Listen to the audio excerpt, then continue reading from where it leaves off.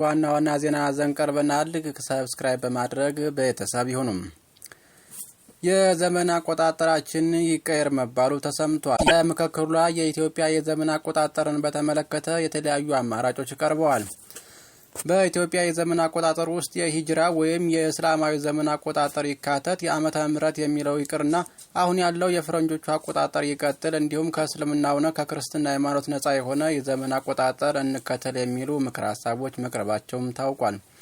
በተነሱት አጀንዳዎች ላይ እስካሁን ውሳኔ ደረጃ ላይ አልተደረሰም።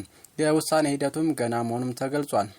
በሌላ በኩል የፌዴራል የስራ ቋንቋ ሊቀየር ነው። 5 ቋንቋዎች የፌዴራል የስራ ቋንቋ እንዲሆኑ ምክረ ሀሳብ ከተሳታፊዎች ቀርቧል። የውጭ ቋንቋዎች የፌዴራል የስራ ቋንቋ እንዲሆኑ ምክረ ሀሳብ ቀርቦ የኛ ቋንቋን ያጠፋል በሚል አከራካሪ ሆኗል።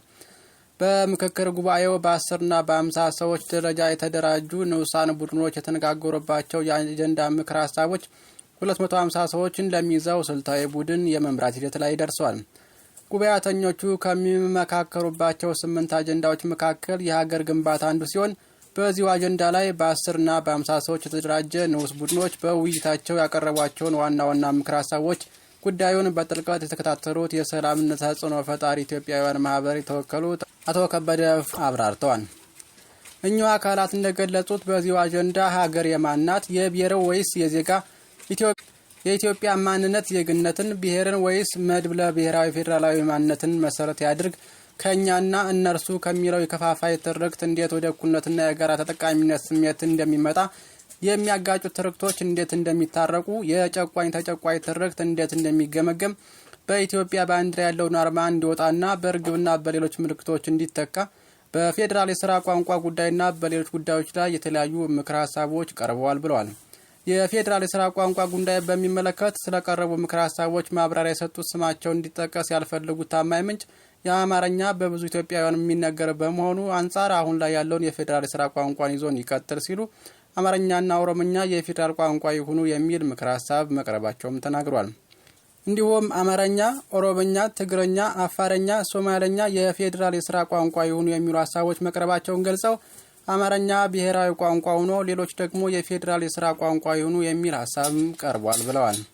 እንግሊዝኛ፣ አረበኛ፣ ፈረንሳይኛና ቻይነኛ የውጭ ሀገራት ቋንቋዎች በትምህርት ስርዓት ውስጥ እስከ ዩኒቨርሲቲ ድረስ ቢካተቱ የፌዴራል የስራ ቋንቋዎች ቢሆኑ የሚል ሀሳቦች ቀርቦ በሌላ በኩል ደግሞ የእኛን ቋንቋ ያጠፋል በሚል አከራካሪ መሆኑም ጠቁሟል።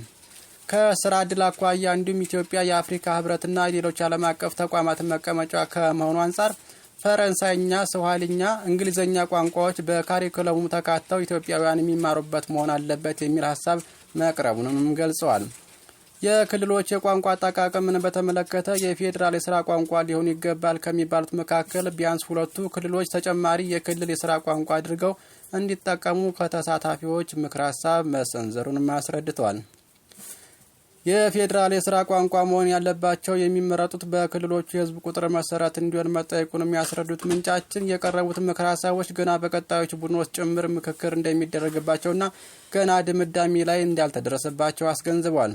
ወደ ሌላኛው ዜናችን ስናልፍ የእዝ አመራሮች እየተሳተፉ ነው ተብሏል። የእዝና የድርጅት አመራር የነበሩ 14 አባላት በሀገራዊ ምክክር እየተሳተፉ እንደሆነ ተነገረም። የመንግስትን የሰላም ጥሪ በመቀበል ከትጥቅ ትግል ወደ ሰላማዊ ፖለቲካ መድረክ የተቀላቀሉ የካፒቴን ማስረሻ ሰጤ የእዝና የድርጅት አመራር አባላት የነበሩት 14 በውክልናና በኮታ በሀገራዊ ምክክር መድረኩ እየተሳተፉ እንደሆኑ ተገልጿል። ካፒቴን ማስረሻ ለአሃዱ ሬዲዮ እንደገለጹ ታጣቂዎቹን ወደ ጫካ ያስገቡት መሰረታዊ የፖለቲካ ጥያቄዎች አሁን ላይ በሀገራዊ ምክክር ጉባኤው እየተመከረባቸው ነው ብሏል። አመራሮቹ በአማራ ክልልም ሆነ በሌሎች የአገሪቱ ክልሎች የሚነሱ ለትጥቅ ትግል መነሻ የሆኑ ጥያቄዎች ለውይይት መቅረባቸውን አንስቷል። ከጫካ ትግል ተመልሰን ጥያቄዎቻችንን ከሌላው ኢትዮጵያውያን ጋር በጋራ ለመፍታት ለመምከር ተቀምጠን ያሉት ካፒቴን ማስረሻ አንገብጋቢ የሚሏቸውን ጉዳዮች በአጀንዳ ማሰባሰብ ወቅት ለኮሚሽኑ ማስረከባቸውን አስታውሷል። አሁን ላይ በምክክር መድረኩ እየተመከረባቸው ያሉት 8 አጀንዳዎች ተስፋ ሰጪ መሆናቸውን ገልጸው የምክክር መድረኩ ለዘመናት ሲንከባለሉ ለመጡ የፖለቲካዊ ችግሮች ዘላቂ መፍትሄ በማምጣት የተሻለ መንገድ ነው የሚል እምነት እንዳላቸውም ገልጸዋል። በሌላ በኩል ወደ ስዊድን ሀገር ለእግር ኳስ ጨዋታ ሂደው የነበሩ 20 ኢትዮጵያውያን ከነ ቡድን መሪያቸው በዚያው መጥፋታቸው ተሰምቷል። በስዊድን በተካሄደው የጎቲያ ካምፕ የእግር ኳስ ውድድር ላይ ከተሳተፉት ከ20 በላይ የሚሆኑ ኢትዮጵያውያን ታዳጊዎች እና የቡድን መሪዎች በዚያው መጥፋታቸውን የስዊድን ፖሊስ አስታውቋል። እድሜያቸው ከ14 እስከ 17 የሚሆኑት እነዚህ ታዳጊዎች በውድድሩ የመጨረሻ ቀን ያረፉበት ትምህርት ቤት ያለምንም ማስጠንቀቂያ ለቀው መሄዳቸው ታውቋል። የስዊድን ፖሊስ ጉዳዩን አጣርቶ ግለሰቦቹ ወደ ኢትዮጵያ አለመመለሳቸውንና መጥፋታቸውን በፈቃደኝነት ላይ የተመሰረተ እንጂ ሕገወጥ የሰዎች ዝውውር ምልክት እንደሌለው ገልጿል። እስካሁን ድረስ የኢትዮጵያ መንግስትም ሆነ በስዊድን የሚገኘው የኢትዮጵያ ኤምባሲ ስለ ጉዳዩ የሰጠው አስተያየት የለም።